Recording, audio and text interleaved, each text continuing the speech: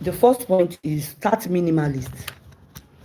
Yes, that means you don't put activities, too many activities from the beginning. When they finish pouring, they will transfer, they will thread. After threading, they will knead. It will be too cumbersome for the children. You have to give them the opportunity to soak in the benefit of one activity before you take them to the next one. That's where transitioning comes in. A lot of teachers make this mistake when they want to transit children from one activity to another. They don't consider the learning patterns of children. They don't consider the learning patterns of children. Now, there are some children, if you transition them from language to maths, let's say the first period you have in the class is maths, and then the second period is language. You find out that if you transition some children that way, they finish maths and immediately you say the next period now what we have is math. You have confused some children. Is it all level of children? It's not about child level. It's about the learning capability or the learning style of the children in that class, irrespective of the age or the class. Can you get me fun, Mr. Lighton? Irrespective of the age or the class. So one of the first things for you to identify before you transition children is, who are the children in this class? How do they learn? Most of the time, the reason why we have problem with children learning is because we are not teaching the way they want to learn. We are not teaching the way they want to learn. We teach the way we want to teach, or the way we think they should learn. And in that instance, we lose them. We lose them. For example, even as an adult, if I'm in a church program, if the minister that is giving the sermon, if he's not a good teacher of the word, he may lose me. When somebody is a teacher of the word, they are different from preachers. Teachers are different from preachers. Teachers will dissect the Bible for you. Preachers will just preach. They read Psalm 11 chapter, this thing. Can we go to some of them will not even allow people to read it. You can go and read that at home because of our time. You can go and read that at home. I will just be looking at you like this.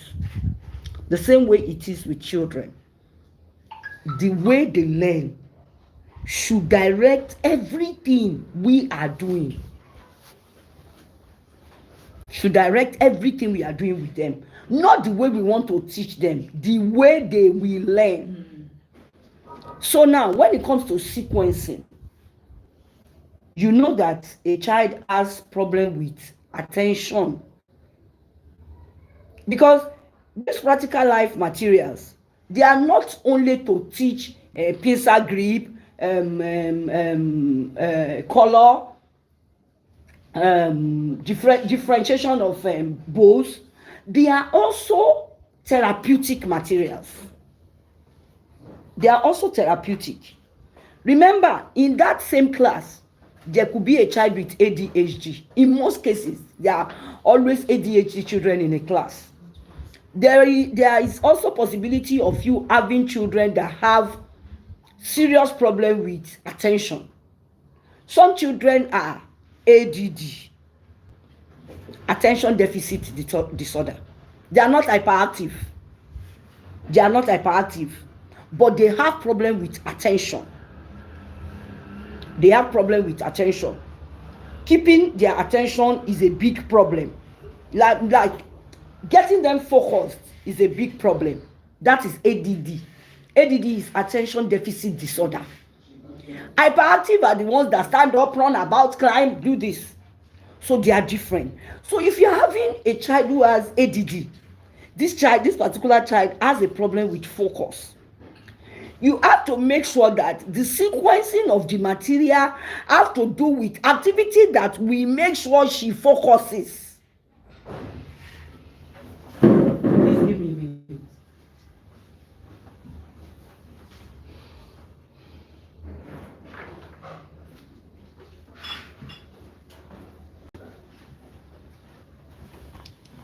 This is an abacus. This is an abacus. Now, for a child who has attention problem, when you say count the beats for me. Mr. Lighton, when I get to a starting stage, just call me or say something. Say something that could distract, that's totally different from what I'm doing here. And the child starts.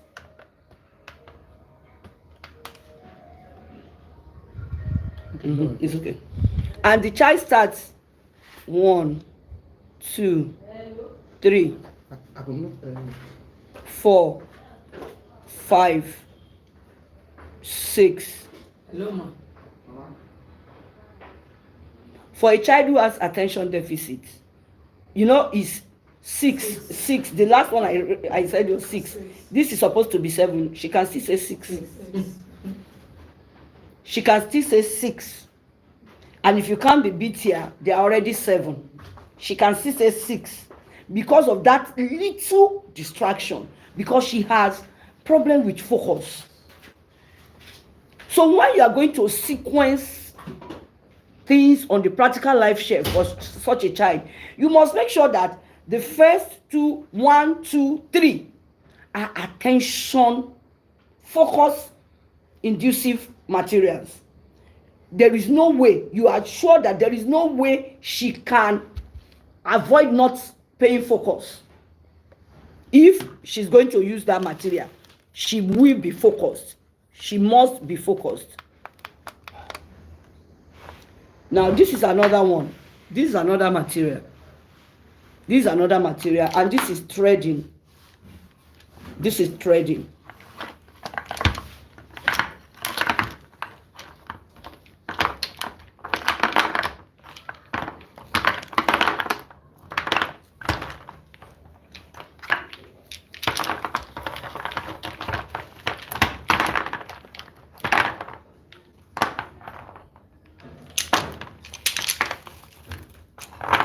Now, this is threading. Whether as an adult or as a child, there's no way you can do threading without focusing. There's no way. You have to focus because it has to be the center of the whole. So this is going to help a child that has problem with attention deficit or focusing. Some children, there are some children in the class that they don't have problem with attention deficit. They are not hyperactive, but they have visual problems. They have visual problems. They even have a problem focusing on a hole like this. For them to put something on a hole like this, it's like you are threading a needle. As big as this hole is, their eyes will be doing like this. I need the cord of this one. Their eyes will be doing like this. Do you understand? So you have to make sure that sequencing follows with the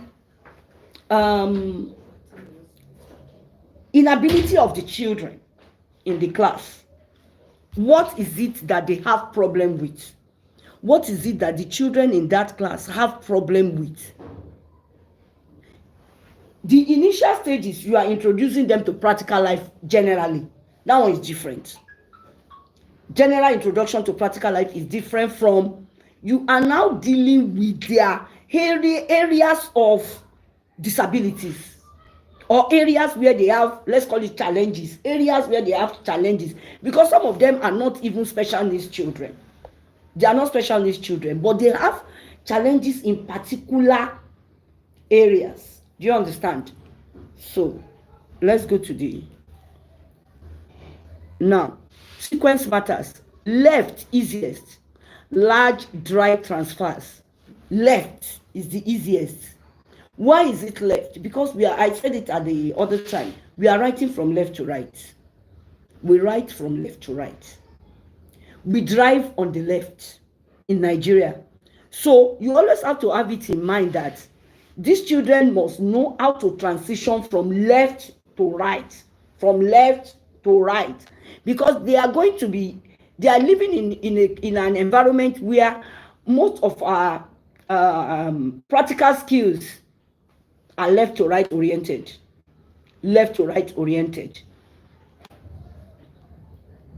Right complex, liquid pouring with funnel. The one that has to do with right complex is, it is your dominant hand that you're going to use to hold the material. When it comes to pouring, it is your dominant hand. So that one, we have little power to direct it. If a child is left-handed, you are not going to tell him to start pouring from the right. That means you are not going to start forcing him to start writing from the right. He's a left-handed person. So you have to always put that into consideration. So if you put a cup here and you expect the children to transfer from here to pour here, you know that a left-handed person will turn it when he gets there. He will turn it. Because this is because that's his dominant finger. Now, control of hand, pouring, spooning, tonguing, twisting. Those are all the things the hand does. The hand pours, it spoons, it tongues, it twists. When you are writing, your hand will twist. You get to some letters, your hand will twist. The child must be able to do all of that in the course of their writing.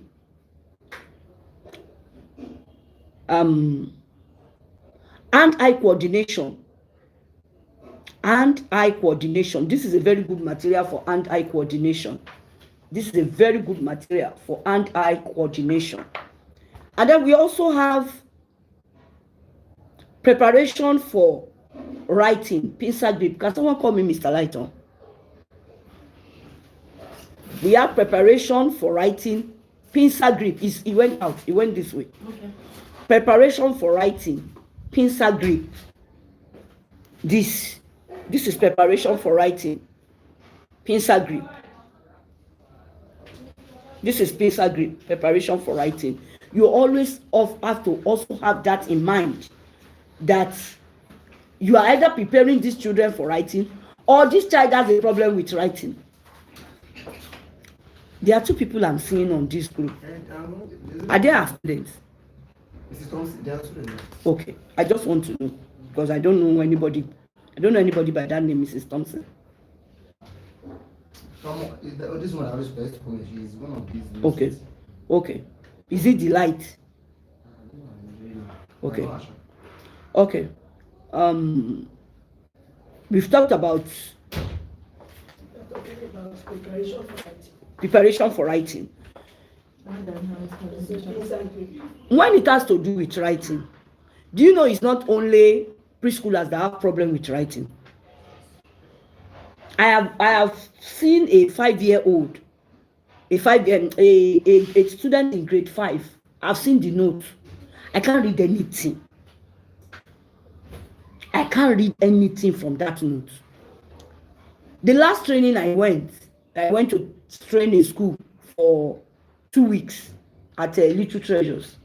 One of their teachers was writing. She was sitting next to me. She's an NYSC member. She's a copper. Now she's doing her. Okay. She's doing her youth service now. I have to tell her. I said, "Is this how you write?" She said, "Yes." I don't know how that lady managed to pass through university with that type of writing. Very tiny, very small. Even with my glasses, I have to go near like this. I say, what is this? How can a graduate write like that? If I have to mark a script, I have to carry it like this to mark. So it's not, what I'm saying is, it's not only children in the preschool that you need to correct their writings. There are children in your primary school, if you go there, there are children in your primary school, if you go through their notes, you yourself, you'll be shocked. That is why in Corona schools, children don't use biro until they are going to grade 4. Yes, in Corona schools. Yes, they don't, even in Tadel, they don't use biro until they are going to grade 4. They will stop using pencil at grade 3. So all the correction you want to make, you would have been able to make it. By the time they are going to grade 4, they are using biro. Even you, when you look at their book, you know that, yes, you will not see all those shading, color, shading. Because it's easier to correct pencil than to correct pen. So that's why they allow them to use pencil. And as they are using the pencil, they are learning Nelson handwriting from preschool. They are learning it. So when you see the notebook of a grade 4 or grade 5 child in Corona, you will not believe it's not an adult that wrote it. It will be print. They call it print. It will look as if they print it. The way they write it in that in those writing books, that's how their writing looks like. Because they've spent years of training them with it. Writing is a compulsory. I'm repeating it. Writing is a compulsory subject. From nursery to grade 5 is a compulsory subject. If I have a school today, and I have a secondary school, writing will still be a compulsory subject from JS1 to 3. Yes, JS1 to 3, writing will still be a compulsory problem. And I'll tell you why. Writing makes us think well. When you are a good writer, I'm a good writer. Fortunately, because I'm an artist, I write Nelson and I write cursive. I write the two. I can write the two very well. And one of the things I've discovered as an educator is, if you are a good writer, when you are writing, you'll be thinking. When you want to, let's say you are writing and, when you write A, you join it to N. When you want to join it to D, you must think, where am I going? Am I going to start from down, or I'm going to start from up and then I'll go up and come down? So writing helps children to think cognitively. It helps their reasoning. That's one. It helps their reasoning because writing is logical. You have to be logical to be able to write well. Writing makes people smart. It makes you smart. When you are a good writer, you will be smart. Writing makes children have good sitting posture. If you want to write well, you can't sit like this. I see a lot of students do this. When it's time to write notes, you will see them like this. No, that's not a writer's posture. If you are a good writer, you will sit straight. Your two elbows will rest on the table. One of the reasons why some children don't write well is because schools don't provide them good sitting materials. So is that a daga table? They can't write well. If you want to write well, you have to sit well and write and compose and concentrate. So writing is more important than English self. Writing is a life skill. We can always speak English. If you don't speak English, you will speak broken. You will speak something. Writing is a life skill. Writing is like driving. Writing is like driving. If you cannot focus, if you don't have the ability to focus for a long time and predict ahead, look ahead, predict ahead, you can't drive safely. You will be having problem on the road. It's either they will be jamming you or you'll be jamming people. I've gone to Badagry this morning and come back. I've driven to Badagry this morning and come back. I went to pick my son in school. I left here around 6:30. Now, for you to drive safely, you must be able to predict ahead. No matter who is with you in the car or what you are listening to, you must be able to see that from 2 streets ahead, a car is coming out. you begin to pedal down because it's coming out. If you continue to go like that, that one might not stop. You will collide. So you must know how to control your brake like somebody is ahead. Nigerians don't run for vehicles. Nigerians don't run, no. Especially this Gen Z, they don't run, no.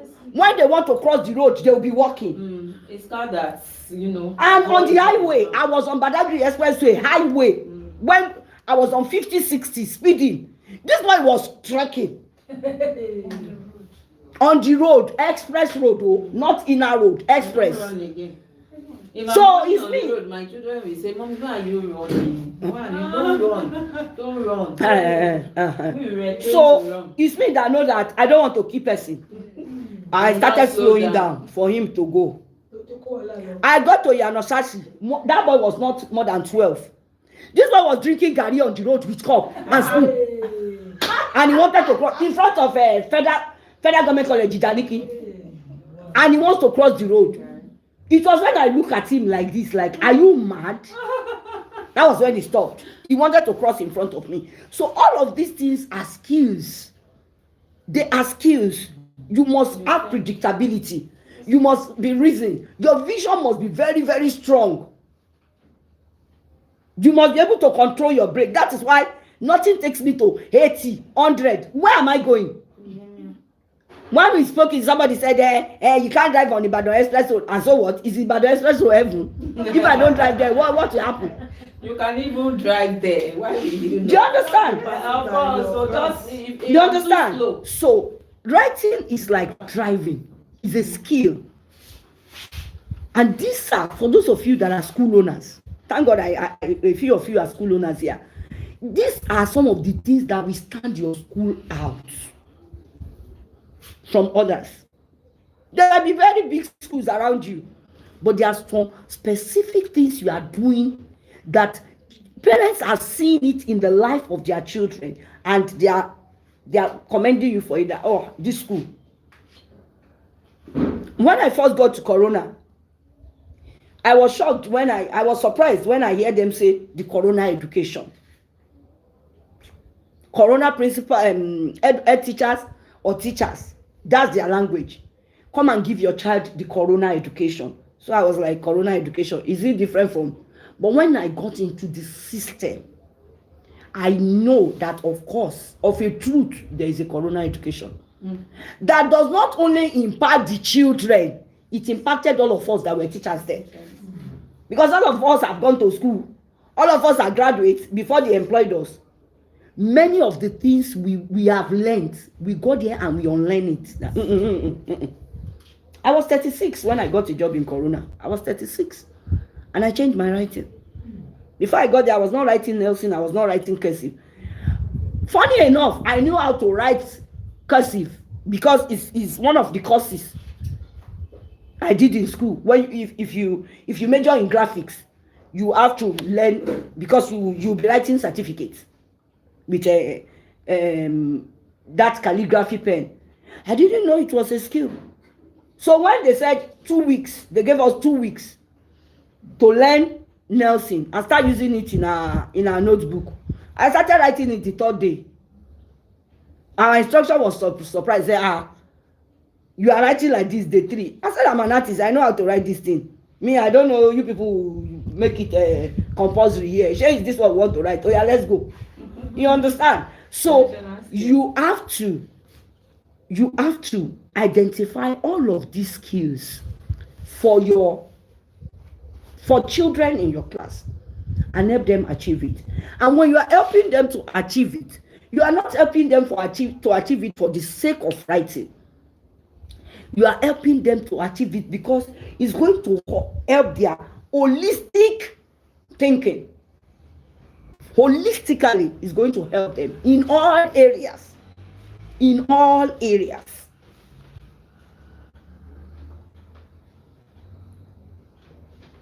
Number 4. Number 3, rotate thoughtfully. Change 1 to 2 activities weekly based on observation. Now, if you have done this activity with them in practical life, all these are learning areas. They are subjects in preschool. If any of you that have bought my curriculum, they are subjects in preschool. So instead of you having that you have English, math, quantitative, verbal in primary, these are the subjects you have in the preschool. Cultural, practical life, sensorial, math, language. So you are going to be having them every week. So at least every 2 weeks, you are supposed to change the activities. Make it more complex. Make it more complex. Some you might repeat. So that is when it now gets to individualization. Individual children, because when they are doing it, you have to observe them. Okay, this person now knows how to pour very well. He pours and he did not spill anything. You know that child is established in pouring. You have to go to another more complex one for that child. Now, number 4, point of interest. Highlight a challenge. Highlight a challenge. What challenge does the child have? E.g., carry without spilling, in pouring, or in transferring?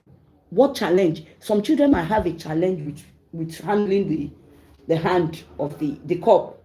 So you have to highlight which challenge are they having while they are doing the activities. Number 5, error control. All Montessori materials are designed to be able to control error. Design materials to show mistakes, e.g., spill reveals overpouring. Now, how do you design material to show mistake? Now, let's say it's wet pouring. Wet pouring, the one they will pour water. You know the amount of water that they can transfer, that it will not spill. Intentionally put more. Are you getting me? Intentionally put more water, so that when they pour, you know that definitely some will spill. And then you will ask them, Mr. Lighton, this fan is not working. Can you get me the standing fan? Now, so when they pour, you now highlight it. Did you see that it poured? Why did it pour? The water was too much. So next time when you want to take water, you don't take as much water as that. You will intentionally do it. Or intentionally put more than enough grain, like maybe they are transferring rice or they are transferring beans or maize. Put more than enough. That the moment they carry it, it will start pouring. It is intentional. You want to use that to teach them control of error. The next time when they want to transfer, they should not take more than what will not pour. Do you understand now? Okay, so let's go to the next one. Pitfall alert. Avoid overcrowding, unrealistic expectation, or fixing a child's work. Avoid overcrowding. If let's say there are 20 in a class and you want to do practical life activities with them, even you will not be able to observe them well if the whole 20 of them are doing it at the same time. So you have to make sure maybe 5 at a time, another 5, another 5, so that the lesser they are, the more it will be easier for you to observe and record. Now, why practical life is non-negotiable? Why practical life as a subject in early years is non-negotiable? That means we can't take it away. Okay, let's say what if we don't do practical life? Why do you think practical life is non-negotiable? Let me start with questions. Can you raise up your head? Why do you think practical life is non-negotiable? Why do you think it's non-negotiable? Yes, Mrs. Dorodola. It is not negotiable because it goes beyond just classroom activities. It enhances their life skill. Okay. It goes beyond classroom activities. Practical life activities in other early years programs like EYFS, like Waldorf, like Reggio Emilia. I've seen area where they call practical life. It's Montessori that calls it practical life. In all those other areas, they call it activities of daily living. activities of daily living. That's what they call it, activities of daily living. Because you must wake up in the morning and brush your teeth. And it, fortunately, is this pincer grip, 3 fingers for pincer grip that you used to hold your toothbrush. You must be able to move. You wash your face in the morning. You wipe it with a clean towel. If you wipe your face without a clean towel, you know what is going to happen to you. When you eat, you have to wash your hands, wash your fingers, so that the oil and the pepper and the seasonings you use does not remain there. Else, you put it in your nose, you get into problem. So when you put on your clothes, you must be able to put on neat clothes that will not have odor, that will not have stains. So practical life are activities of daily living. When you are putting on your clothes, you have to zip it, you have to button it, you have to tie something. They are activities of daily living. They are activities that you need to do that people should not remind you to do. You must be able to do effortlessly. When I did my internship at Aro, there are people, matured people like us, that they are sick. They are sick. You all know the type of sick people they take to Aro. One of the things the welfare officer must report about to the doctor is, can the Mr. Lighton, you are blocking now. Can the patient carry out activities of daily living without being told? It's a very, very serious observation area under mental health. It's a very, very serious one. If that column, activities of daily living, if the patient is scoring low there, that means that patient is still very, very sick. Very, very sick. They can't discharge that type of person. That patient is still very, very sick. Because according to chronological age, how do you remind a 30-year-old to clean up when he goes to the toilet? I met a girl who was about 19. She was in one of the wards I worked. If this girl goes to the toilet to poo, she doesn't clean herself. She will come back like that. And she's 19. She doesn't even have a full-blown mental health problem. She's this what do I call it? Maybe Down syndrome, Down syndrome, slow learner, but our mental health capability, our mental health area was very, very low. She was scoring very low. So the parents have to bring her. And there's nowhere, when they admit her, there's nowhere they will admit her than in the female ward. That's the general, they have only 2 wards. Female ward, male ward. Then geriatric ward. For people who have dementia, mental health problem, and they are aged, they are old. They call their own geriatric ward. So they have to put her in the female ward. This lady will push, she will not clean herself. At 19 or 20, full matured, full grown. So activities of daily living are a very crucial part of every individual's development, every human being. Your activities of daily living must be developed. It starts from you seeing an adult who does not remember to clean his cut his nails.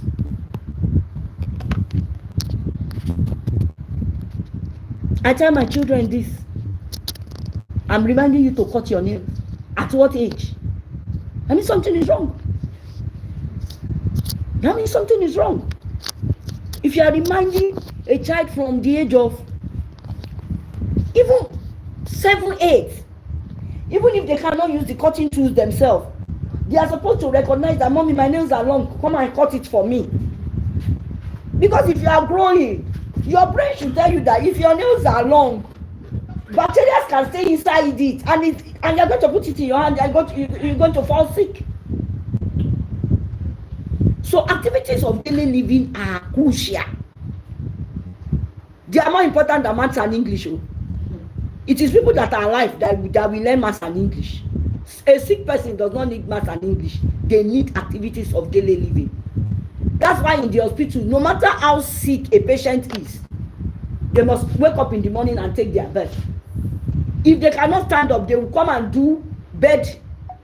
If you watch my status yesterday or day before yesterday, that was what Dr. Inka was teaching our nursing care students, how to bathe sick people on the bed, how to clean them. Did you see? How to turn them, how to clean them, how to raise their face, how to wash their face, that soap will not enter it. It's activities of daily living. Because not bathing alone can make you sick. Not bathing can make you start feeling sick. You start feeling heavy, you start feeling sick. So, practical life is non-negotiable. It's not part of the subject areas. If you are doing, you're having a preschool that you say, let's not do practical life for this term.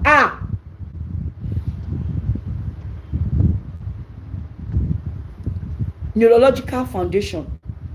Practical life helps us develop our neurological foundation. It helps us develop our prefrontal cortex, executive function. Can you look at me? These are prefrontal neurological foundation. This is our prefrontal cortex here. From this place to this place is our prefrontal cortex. Can you get me the prototype of the brain, Mr. Lighton? The brain, cortex, cortex. Now, this place is the part of the brain that is responsible for executive functioning. What are executive functionings? Saying thank you, saying good morning, saying goodbye, saying good night, saying excuse me, knowing when to talk, knowing when not to talk, knowing when to laugh, knowing when to grieve with the bereaved. Those are executive functions. Those are our executive functions as human beings, whether as a child or as an adult. Your executive functions. It is executive functions that are not working.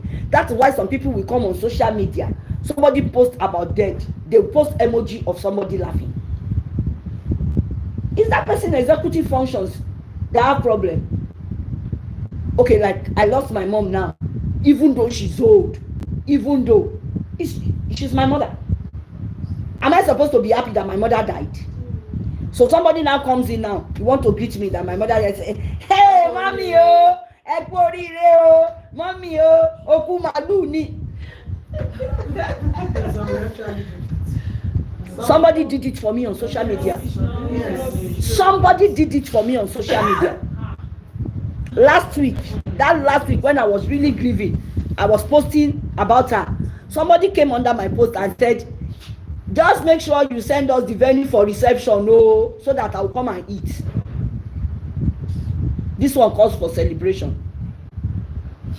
My mother. Out of all my siblings, the whole 5 of us, there is nobody that can ever grieve my mother the way I grieve. Nobody. Even they know. Even they, my sisters, they know. That the way it hit me is different from the way it hit them. For 4 years, I was the one at the battlefront of dementia. I was the one dealing with it. You understand? So this is the area of our executive function. How do we do when you don't clean your eyes? And it's in the first area of your executive function, and you are not seeing with it very well. I don't drive in the night. I don't drive when it's dark. It's because my eyes is not good for driving at that time.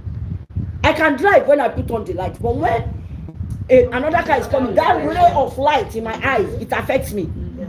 That's why I don't like. Today I should have gone out. Maybe if I can drive in the dark, like maybe 5 or after 5, I can never go out at that time because I will have a problem with cars coming. I have to make sure the sky is bright a bit for me to move. Normalization. These are the things practical life, these are the reasons why practical life is not negotiable. That's what I'm telling you. Now, normalization, path to focus, self-discipline, and joy in work.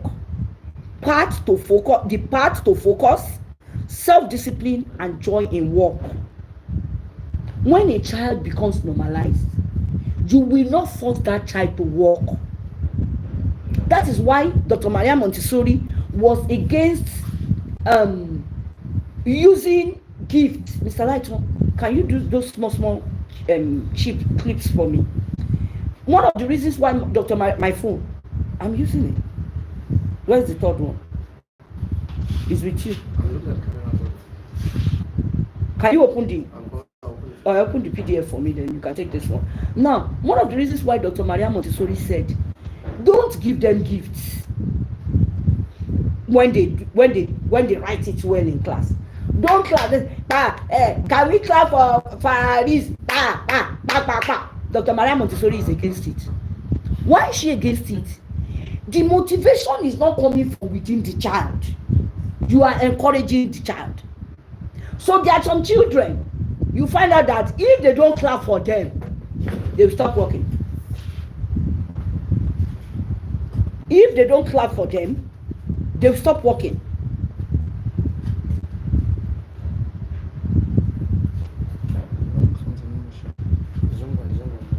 Huh? It's the wrong one you open. So if they don't clap for some children, they will not work. If they don't give them stars, all those give them stars in the head, give them this one, thumbs up. Good job. Good job. Well done. The Montessori method does not support it. Not that the Montessori method says it is wrong for you to appreciate the child, but let it be minimal. Let that appreciation, let it be minimal. Don't let the child always look forward to it. Let the motivation for work, the joy of work, let it come with from within the child. So much so that when the child gets to the class in the morning, the child comes to him and says, Mr. Wachuku, please can I work with the geography material? That is, the joy of work is coming from within. The child is looking forward to coming to school. You understand? It's different from everybody coming. We need to start working. These children don't want to come in. No, those children are not self-motivated. They are not self-motivated. They must be self-motivated. That is why practical life is important. And what will make them self-motivated? If you get home now, apart from the fact that you want to train your children, you get home this afternoon, maybe it's only daddy and you alone that is at home. You have grown-up children, maybe everybody has gone, and it's only, and you get home, you meet 2 or 3 plates and dirty forks inside the zinc. Do you need anyone to motivate you to wash it? Is it not that you just drop your bag, you go there, wash it, clean your zinc, and go and sit down? That's what Dr. Maria Montessori is saying. That work should come from within the child. You must get them to the extent that it must naturally come to them to say, our class is dirty. Sheminore, let me go and take the broom. You go and get the mop, and they start cleaning. That is why when I was a nursery 2 teacher, I don't allow cleaners to work in my class. Except if maybe they want to lift something that is heavy, or we want to clean somewhere and the children's hand is too high for them. But clean our class, mop, clean the shelves, it is me and my children, and it is mostly the children. All I do is supervise them. You clean that place, lift it up, clean that place. I don't allow cleaners to work in my class in nursery 2. It is the children, because I am taking them somewhere, because they are going to a next level where help will be reduced. I've seen a lot of grade 1 teachers struggling. I've seen grade 1 teachers come out and say, how am I going to do this one? This one cannot write, this one cannot write, this one. Grade 1. There is no child that should go to grade 1 if that child cannot copy from the board. That child does not have any business. Except you are saying this child is a disabled. that this child is a critically special needs child, that he has some disabilities. We have all agreed, we have done observation, we know that this is special needs. Apart from that, any child that has achieved the major milestones should be able to copy from the board from age 6. From age 6. If that child went through the right process in preschool, from age 6, you should be able to copy from the board. Know that I'm going to leave space. Know that I'm going to leave mark. Know that the teacher leaves space at the beginning of the board. So I have to leave some space at the beginning of my exercise book. I must space my letters. My letters must sit on the line. I must put all the apostrophe, comma, full stop. All of them are important. Because in the Montessori curriculum for language, at the end of nursery 2, third term nursery 2, there are topics like punctuation marks, observations. They are there. How to copy from the board. Those topics are there.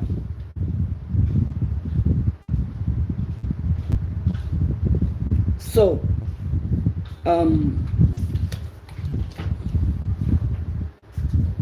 inclusion. All children succeed here when you know that you are operating an inclusive classroom or an inclusive school. There is no negotiation. Every child that comes must succeed in your school. There must be no excuse. It's not at the end of the term you start giving parents excuse. You know, because of that his hand. You saw his hand when they brought him. Or you did not see the hand. Why is he not copying? The teacher is saying he can't copy from the board. You know, he has a problem with his sight. Did you mention it at the beginning of the term, at the beginning of the session? If a child continuously has problem copying from the board, recommend for the parents to take him for eye test. If possible, get him a glasses. That is all within your radius of work, in order for you to present a capable child at the end of the session. So when it comes to inclusion, there is no negotiation, no prior knowledge needed. You are not negotiating anything. If you are going to have a problem with the child being in your school, the moment they bring the child, turn them back, tell them we can't, we don't have facility for this type of child. We are not rejecting your child, we are not segregating, but we don't have facility. It's going to require extra work. We need to have extra professionals, materials, this and that. Because of that, so you must be minimalist in what you are doing. You can't say because you want the school to grow, everybody can come. You are going to have a problem with parents at the end of the day if you do that. Some children are physically fit, but there is something wrong with this place. There's something wrong with this place. And when I say there's something wrong with this place, I'm not saying they have mental problems. This place cannot work at optimum. That's what I'm saying. This place cannot work as at the level of the type of work you are going to put it through. You will get to a place where that child will cave in. So tips for teachers, professional tips for teachers. Break action into micro steps. I don't even think I need to say you this one. I don't need to tell you this one. Since you're going to get this material, Mr. Lighton, these ones are just for you to read. So Mr. Lighton will send you this thing. Mr. Lighton, please let them have break for. You start by 12, so that you can have time to arrange the space for their practicals. Thank you. Good morning. Are you putting this up for some time? Let me edit this and then give to them, so you can give to them.